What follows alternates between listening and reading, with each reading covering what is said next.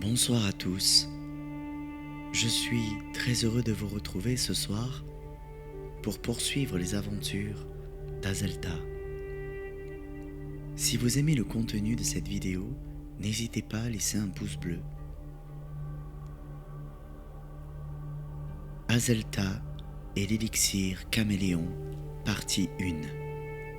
Écrit et conté par Mathieu Quintino. Le vent chaud des plaines balayait la terre ocre, soulevant des tourbillons de poussière rougeâtre. Azelta avançait seule, le pas déterminé, la cape collée à sa peau par la moiteur du sud. Depuis 2 jours, elle avait quitté Nerzara pour rejoindre les terres de Tarzanil, visant le petit village de Sulfitan, à l'orée de la jungle aux serpents. Mais les routes du sud sont rarement solitaires et jamais sûres. À l'horizon, 2 silhouettes apparurent, montées sur des chevaux sombres au galop nerveux. Les cavaliers fondaient sur elles, tels des ombres fauves. Ils s'arrêtèrent à quelques mètres, leur monture piaffée d'impatience. Leur visage était à moitié masqué de tissus sombres, les yeux perçants, féroces. Des tatouages serpentaient sur leurs bras, signes des mages de Val Torgun. L'un d'eux prit la parole, sa voix rauque. « T'es loin de ton désert, fille du clan des savanes. Ce sentier n'est pas pour toi. Tu veux passer, tu payes. En or, en magie ou en sang. » Azelta ne répondit pas. Elle leva lentement les yeux et déjà son cœur battait fort. L'amulette du gardien frémissait contre sa peau, comme si elle pressentait la violence.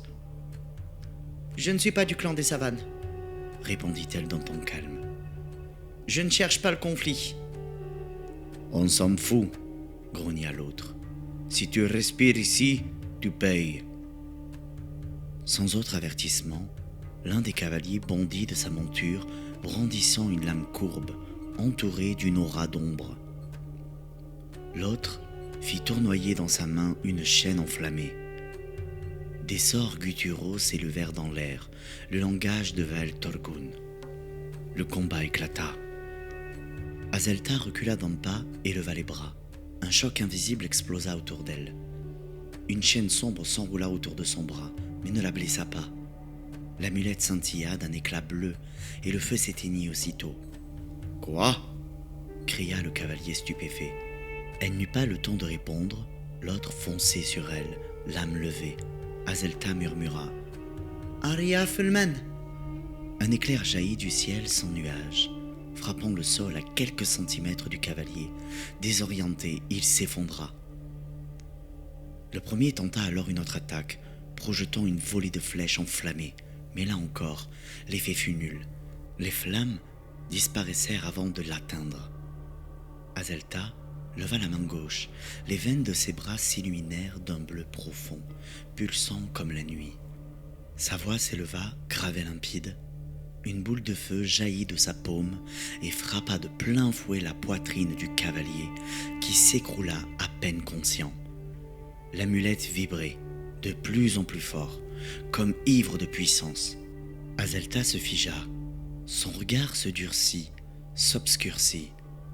Le feu s'embrasa autour d'elle, tourbillonnant comme un halo vivant.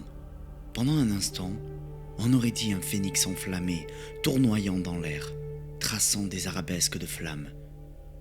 Elle respirait vite, son cœur tambourinait. Puis, dans un calme presque irréel, elle leva les bras. Des éclairs zébrèrent le ciel.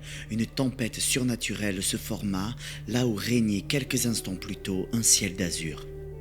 Les chevaux affolés s'enfuirent dans un hennissement de panique. « Elle est protégée !» hurla l'un des sorciers. « Nos sorts ne la touchent pas !» L'amulette brillait désormais comme une braise divine. Aucun impact ne semblait pouvoir atteindre Azelta. Les flammes la frôlèrent sans la brûler. Les projectiles glissaient sur un bouclier invisible. Alors, elle s'agenouilla lentement et posa la main à terre. Des lianes noires surgirent du sol, s'enroulant brutalement autour des deux hommes. L'un gémit, l'autre supplia, tous deux suffocants. Et elle, les yeux écarquillés, ne semblait plus tout à fait présente. Un souffle, un dernier râle. Silence. Elle était seule. Ses mains tremblaient. La terre vibrait comme sous ses genoux. L'amulette était brûlante contre sa poitrine, presque vivante. Elle la serra si fort qu'elle sentit ses ongles lui entailler la peau. Elle venait de tuer, de sang-froid. Et pourtant, elle n'avait jamais ressenti une pareille euphorie, une puissance totale, une absence totale de peur. Et puis, la culpabilité, comme une vague glacée. Azelta tomba à genoux, essoufflée. Elle arracha presque l'amulette de son cou, mais n'osa pas la jeter. Son cœur battait à tout rompre. « Qu'est-ce que tu me fais ?» murmura-t-elle. Elle se releva lentement, plus sombre, plus seule. Son souffle était court, ses mains encore vibrantes de la puissance déchaînée. Le sol autour d'elle portait des marques de combat, des cendres, des empreintes calcinées, et plus loin, le corps inerte d'un des sorciers. Azelta avança de quelques pas, jusqu'à un petit promontoire de pierre où le vent fouettait sa cape. Elle ferma les yeux, concentra son esprit et leva deux doigts vers le ciel. Un léger murmure s'échappa de ses lèvres, une incantation ancienne, douce comme une berceuse, mais chargée d'autorité. Dans l'air, des étincelles mauves s'élevèrent en spirale portées par le vent. Au loin, un hennissement résonna. Quelques instants plus tard, un galop saccadé résonna sur les pierres. Un des destriers noirs aux flancs luisants de sueur apparut entre les rochers. Son regard inquiet se posa sur la sorcière. Mais il ralentit l'allure. C'était bien l'un des deux chevaux des cavaliers de Val Torcun. Il reconnut son odeur. Il sentit sa magie. Le cheval s'arrêta devant elle, tremblant. Elle tendit la main sans violence et il s'approcha vaincu. D'un geste précis, Azelta accrocha à sa crinière un morceau de tissu déchiré, le même que portait l'un des cavaliers. Une marque, une dette, un lien. Puis, sans un mot, elle se hissa en selle et elle reprit sa route vers Sulfitane. Mais au fond d'elle, elle savait. Quelque chose avait changé. L'amulette du gardien ne protégeait pas seulement, elle dévorait.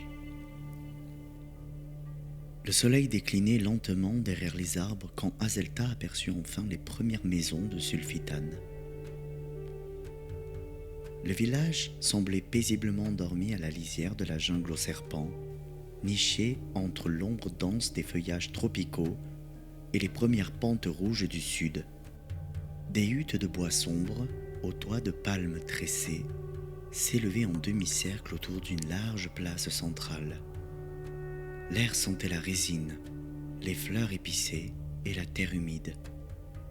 Mais ce soir-là, rien n'était paisible. La place du village, illuminée par un immense feu incandescent, vibrait au rythme d'une célébration envoûtante. La silhouette d'Azelta apparut à l'orée du village. Portés par le pas régulier du destrier noir, les tambours battaient comme des chœurs primitifs. Des flûtes longues sculptées d'os et de corail soufflaient des mélodies anciennes. Des chants ancestraux s'élevaient par vagues, se mêlant aux cris des enfants et aux rires rauques des anciens. Le village de Sulfitane était en fête, illuminé par les flammes et les chants. Des enfants couraient entre les huttes, Des voiles de couleur flottaient dans le vent chaud, et des odeurs de résine, d'herbes brûlées et de fruits macérés emplissaient l'air. Elle ralentit l'allure. Les regards ne s'étaient pas encore posés sur elle. Sans un mot, elle guida sa monture à l'écart, derrière une palissade tressée de bambous et de lianes. Là, dans l'ombre d'un figuier noueux, elle descendit lentement du cheval. Elle posa une main sur l'encolure de l'animal, le remerciant silencieusement, puis prononça quelques mots dans une langue ancienne, à peine audible. Le destrier baissa la tête, apaisé. Elle attacha les rênes à une branche tordue, y glissa une petite pierre luisante, un talisman de veille, pour qu'il ne s'éloigne pas. « Reste là, et ne crains rien. Ici, on aime plus les animaux que les hommes, » souffla-t-elle. Puis, redressant sa cape, elle se tourna vers la place centrale et s'avança seule vers les tambours et les flammes, là où les sorciers dansaient déjà. Au centre de la place, des femmes tournaient lentement autour du feu, vêtues de longues robes rouges sang. Leurs bras décrivaient des cercles dans l'air, comme s'ils tissaient une magie invisible. Certaines avaient le visage peint de symboles blancs, d'autres portaient des colliers de dents et de graines. C'étaient des sorcières du clan des savanes. Ce clan, vibrant et solaire, vivait au rythme du soleil et des tambours. Le jour, elles marchaient pieds nus sur la terre chaude, cueillant des herbes sacrées, parlant aux serpents et aux oiseaux.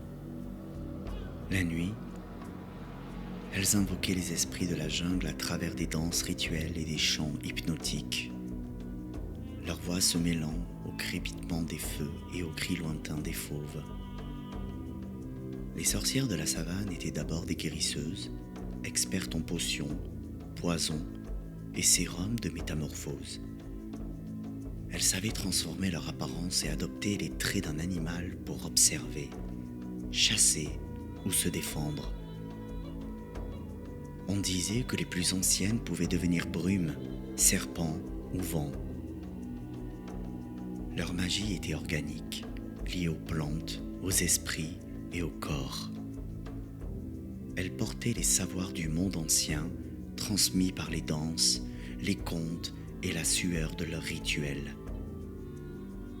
Parmi elles, une figure s'élevait au-dessus des autres, Zaivana, l'ancienne chef du clan, sorcière de la plus haute classe, respectée autant que crainte.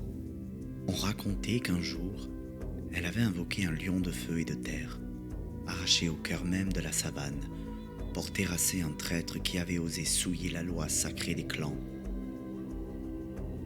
Azelta approcha en silence, observant la scène depuis l'ombre. Un prisonnier fut amené près du feu. Un homme, sorcier de Val Torgun, le visage tuméfié, les poignets liés par des lianes tressées. Il tentait encore de se débattre, mais la magie des liens absorbait sa force. Ses yeux, fiers malgré la peur, lançaient des éclairs de haine aux femmes qui l'encerclaient. L'un des anciens s'avança, torse nu, le visage masqué de bois sculpté. Il s'agenouilla devant les flammes. Il posa ses mains sur la terre et murmura une prière dans une langue oubliée. Une supplique aux esprits de la jungle, aux ancêtres du clan et aux forces invisibles. Puis, dans un geste précis, il leva un couteau courbe, gravé de runes végétales. Le silence tomba. Un battement de tambour. Un seul. Le rituel était lancé. Le sorcier fut sacrifié au pied du feu sacré. Son sang, versé dans une coupe de pierre, fut recueilli sans haine, comme une offrande aux forces sauvages et aux esprits gardiens. Le clan des savanes ne tuait pas par cruauté, Il rendait la justice selon les lois anciennes. Et ce soir, la terre avait demandé réparation. Une à une, les sorcières s'approchèrent de la coupe. Elles trempèrent leurs doigts dans le sang encore chaud et tracèrent sur leur front un croissant de lune rouge. Non pas un signe de mort, mais de renouveau, de protection et de mémoire. Alors les tambours reprirent, plus forts, plus sauvages. Les corps s'enflammèrent dans la danse, leurs pieds frappant la poussière rouge. Les esprits de la jungle s'éveillaient. La lune, pleine et blanche, trônait au zénith. C'était la nuit du solstice d'été, la plus longue, la plus puissante, la plus vivante. Et quelque part, à la lisière du cercle, Azelta observait. Ce n'était pas une simple fête, c'était un sabbat. Un ancien rituel transmis de génération en génération, célébrant la puissance du feu, du sang, de la lune et de la femme. Elle était arrivée au bon moment, sans doute par la volonté des esprits. Elle resta en retrait, dissimulant l'éclat de l'amulette sous sa cape. Azelta avançait lentement entre les villageois, fascinée par l'ambiance mystique du sabbat. La chaleur du feu, le rythme des tambours, les ombres dansantes sur les murs des huttes, tout semblait irréel, presque sacré. C'est alors qu'elle l'aperçut. Une femme aux boucles brunes, retenue par un foulard rouge, s'affairait près d'une grande table de bois chargée de victuailles. Elle portait une robe fluide au ton terre et ambre, parsemée de broderies végétales. Autour de son cou, un collier de petites pierres brillait doucement sous la lumière du feu. Elle riait en servant des coupes de vin sombre à quelques jeunes hommes, et sa voix résonnait avec une douceur joyeuse. Elle semblait ne pas craindre la nuit, ni les ombres. Intriguée, Azelta s'approcha. « Bonsoir », dit-elle simplement. La femme se retourna avec un sourire radieux. « Bonsoir, voyageuse. Tu as faim? Soif? J'ai un peu de tout, et même ce qu'il faut pour les cœurs fatigués. » Azelta hocha la tête avec gratitude. « Surtout besoin d'un toit. Voilà plusieurs jours que je dors à la belle étoile, et la pluie de cette nuit a tout trempé. » La femme la détailla rapidement du regard, puis tendit une coupe de vin qu'Azelta refusa poliment. « Et d'où tu viens, sœur de la route ?»« De Nerzara, » répondit Azelta. « Le clan des cendres. » La femme émit un petit sifflement. « Tu as de la chance d'avoir prononcé ce nom. Si tu avais dit Val Torgun, je pense que tu ne respirais déjà plus. » Son ton restait léger, mais Azelta comprit que l'avertissement était réel. « Les steppes et Tarzanil, ennemis jurés, n'est-ce pas ?»« Depuis toujours, » répondit-elle. « Et pour longtemps encore. » Elle s'essuya les mains dans son tablier, puis s'inclina légèrement. « Je m'appelle Malvina. Je suis une conjuratrice de ce village. Je veille sur les vivants comme sur les récits anciens. Et toi ?»« Azelta. »« Eh bien, Azelta, ce soir, tu es sous ma protection. Je vais te trouver un abri sec, mais je te conseille de rester sur la place pour l'instant. Une histoire rare va être contée. La chef Iskana ne la raconte qu'une fois l'an, lors du solstice. Et ce soir, elle a décidé de parler de Kamaleon. » Azelta releva la tête intriguée. « Kamaleon ?» Malvina sourit en coin, puis désigna de la tête une vieille femme à la peau parsemée, entourée de jeunes enfants rassemblés autour du feu. « Tu verras, reste près de moi, je t'apporte de quoi manger. Quand Iskana parle, même les oiseaux se taisent. » Azelta s'assit près du feu, l'esprit encore marqué par les événements des derniers jours. Mais en entendant ce nom, Kamaleon, son souffle s'était suspendu. Elle le sentait. Ce n'était pas un hasard. Quelque chose dans cette histoire allait changer le cours de son voyage. La place était peu à peu assombrie, hormis le feu central qui crépitait dans un cercle de pierres anciennes. Ses flammes ondulaient comme des lampes vivantes, projetant sur les visages des éclats rougeoyants et dansant sur les troncs noueux de grands arbres autour du village. Une douce fumée boisée montait dans l'air. mêlé à l'encens des herbes sacrées brûlées pour le sabbat. Les tambours s'étaient tus, les danseuses s'étaient figées, un silence presque solennel avait gagné la foule. Au bord du cercle de lumière, une silhouette se leva lentement. Iskana, la chef du village, s'avança. C'était une femme âgée, à la peau d'ébène marquée par les ans, les rites et les secrets murmurés par la terre. Ses longues tresses grises, ornées de perles d'ambre et de plumes sacrées, descendaient jusqu'au creux de son dos comme les lignes d'un manuscrit ancien. Elle portait un manteau tissé de feuilles séchées, d'os gravés et de graines bénies, qui bruissaient doucement à chacun de ses pas, comme si la jungle elle-même parlait avec elle. Dans sa main, un bâton noueux, sculpté, vibrant d'une énergie ancienne. Lorsqu'elle leva la main, le silence se fit. Même les enfants cessèrent de chuchoter. Tous les regards convergèrent vers elle, attirés par la force tranquille de sa présence. Puis sa voix s'éleva, rauque et profonde, comme un écho venu du fond des âges. Chaque mot résonnait dans les cœurs comme un chant oublié, transmis de bouche en bouche depuis les origines. Je vais vous conter la légende de Caméléon, l'alchimiste aux 1000 visages. Il y a fort longtemps, avant que les clans ne se divisent, avant même que la grande guerre n'éclate, naquit un être à part, un enfant du chaos et de la lumière. On l'appelait Caméléon. Il était le fils d'une sorcière primaire, l'une de ses premières descendantes envoyées sur Terre par les étoiles pour préserver l'équilibre du monde. Mais lui, dès sa naissance, semblait suivre un autre chemin. Sa peau prenait des reflets changeants à la lumière. Ses yeux miroitaient comme des pierres d'opale, et les animaux eux-mêmes le regardaient avec méfiance. Très tôt, Caméléon révéla un don inné pour manipuler les éléments.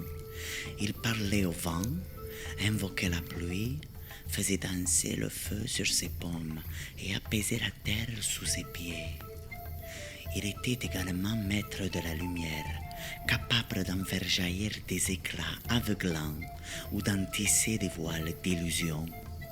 Il grandit dans la solitude, respecté mais craint, car il ne parlait guère, sauf en échange d'or.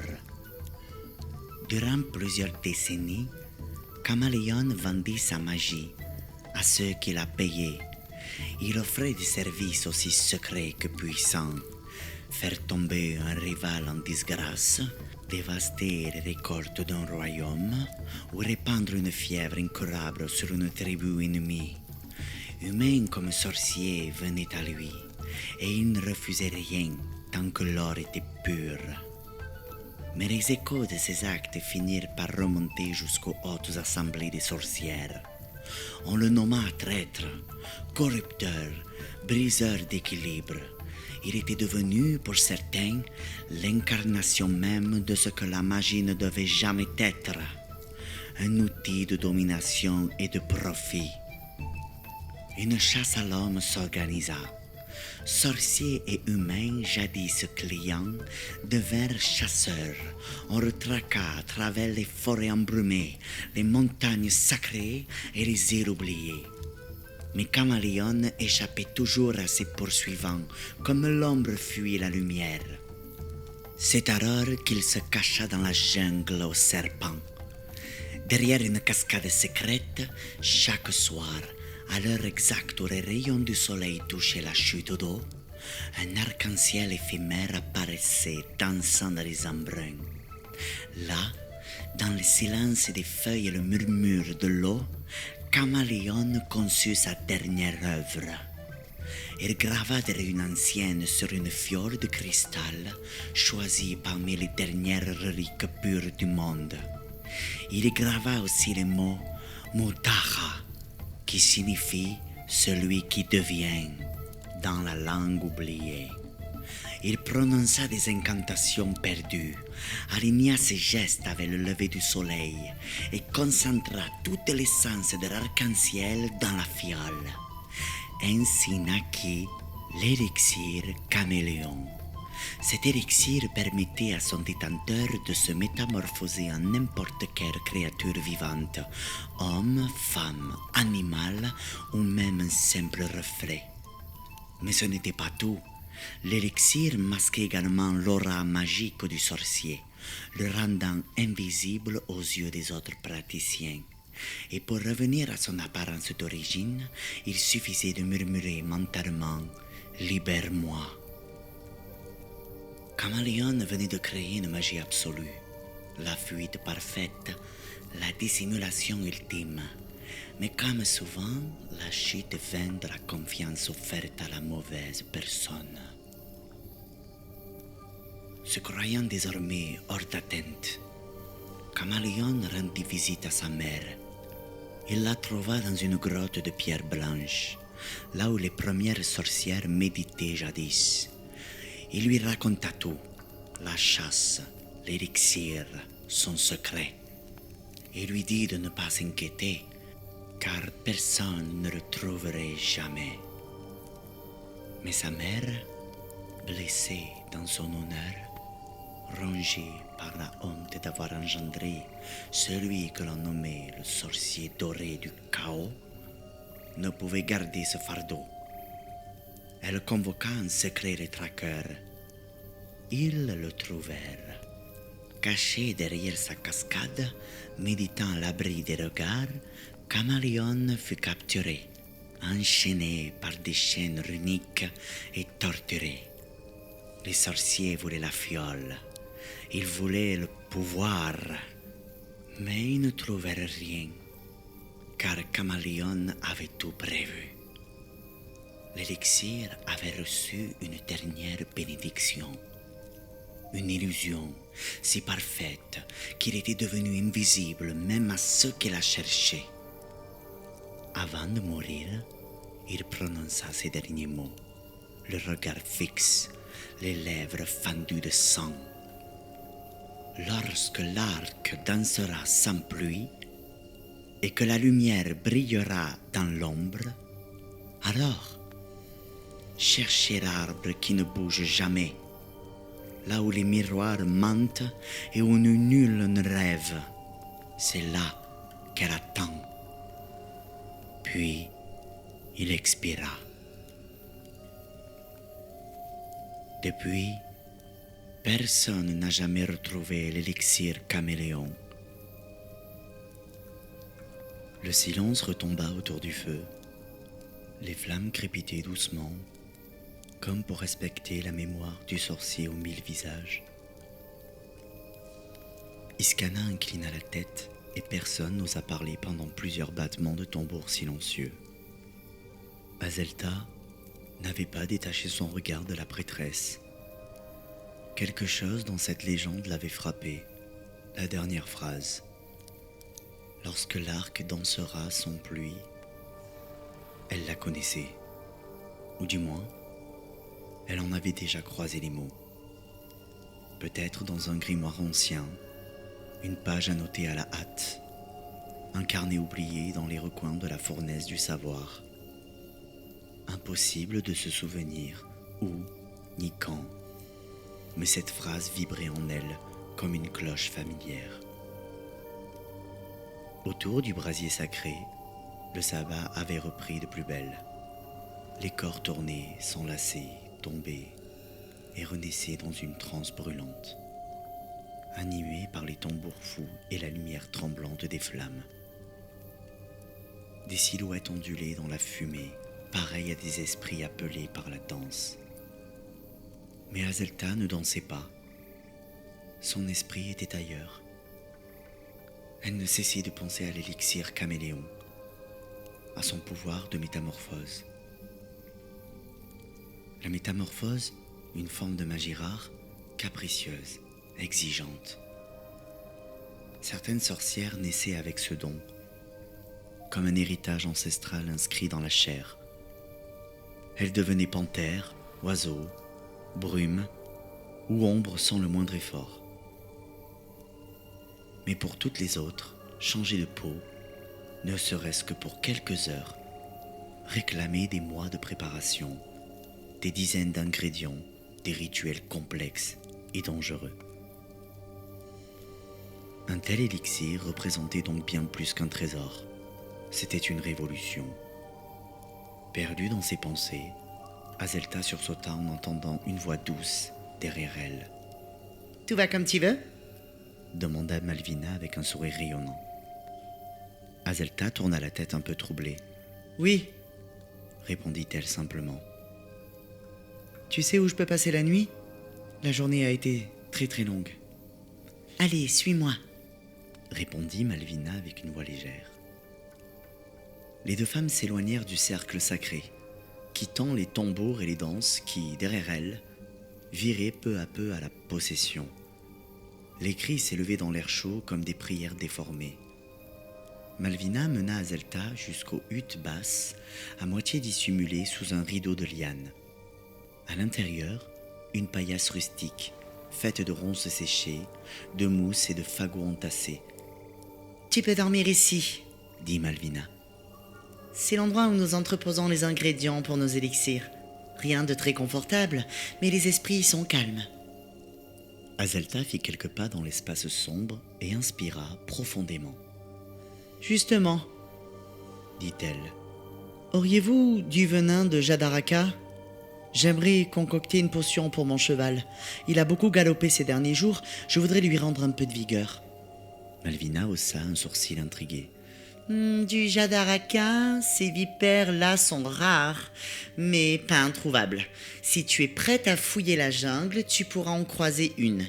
Ici, toutes les espèces de serpents existent, mais certains sont immenses et pas forcément dociles. » Un léger sourire passa sur les lèvres d'Azelta. « Je crois pouvoir gérer, » répondit-elle, une main posée sur l'amulette du gardien, dont elle sentait la douce vibration sous sa tunique. Depuis qu'elle l'avait trouvée, rien ne semblait pouvoir la blesser. « Alors que Solcar t'illumine, » conclut Malvina avec un ton presque solennel. « Solcar sur toi aussi, » répondit Azelta avec respect. Solcar, le dieu du soleil, était vénéré par le clan des savanes. Azelta le savait, bien qu'elle-même fût née au sein du clan des cendres où l'on priait la déesse Aestera, l'inébranlable. Mais Azelta n'avait jamais vraiment cru aux dieux. Pour elle, la magie venait de l'intérieur, des tripes, du sang, du feu de la volonté.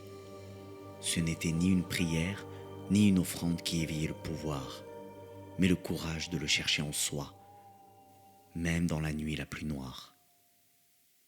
Fin de la première partie.